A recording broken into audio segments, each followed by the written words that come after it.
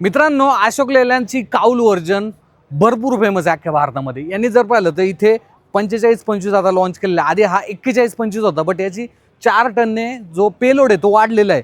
Engine same आहे 250 HP चं 6 cylinder 6000 CC, but इथे चेंज काय झालेलं आहे हे देखील मी तुम्हाला दाखवतो। इथे जर पाहिलं तर मोस्टली आपण मार्केटमध्ये जे आपण ट्रक पाहतो सर्वच ब्रँडच्या, तर त्या मागच्या साईडला तुम्हाला पाट्यांचा यूज पाहायला भेटतो, बट इथे फर्स्ट टाइम अशोक लेलँड कंपनीने तुम्हाला जे एअर बलून्स आहेत ते ऑफर करण्यात आले। सो इथे तुम्हाला जे सस्पेन्शन आहे ते आता पाट्यांचं नाही आहे, इथे एअर बलून जे सस्पेन्शन आहे ते इथे ऑफर करण्यात आले, जे की मार्बल असेल किंवा फ्यूल असेल, वेफर्स वगैरे इंडस्ट्री, आता फूड इंडस्ट्री आता त्यांना असे मोठारे कंटेनर बनवायचे असतात, तर त्यांच्यासाठी माझ्या मते अशोक लेलँडने जर पाहिलं एक चांगला जो ऑप्शन आहे हा इथे अवेलेबल करून दिलेला आहे। आणि ह्या एअर सस्पेन्शनमुळे काय होणार माहिती आहे का, हा जो ड्राईव्ह एक्सेल आहे ना, भरपूर काय होतं तर ड्रायव्हर काय करायचे की हा ड्राईव्ह एक्सेल पाट्यांच्या गाड्यामध्ये काय व्हायचं की हा जो ड्राईव्ह एक्सेल आहे हा टायर लवकर खराब व्हायचा, मग ते काय करायचे मागची टायर पुढे टाकायचे।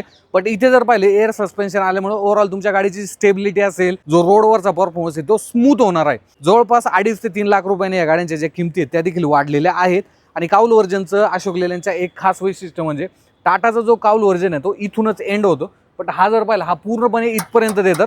त्यामुळे जे बॉडी बिल्डर आहे त्यांना जो वरचं कॅबिन आहे ते बांधण्यासाठी जास्त जो स्ट्रगल आहे तो करावा लागत नाही।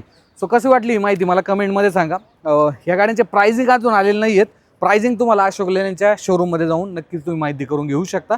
धन्यवाद।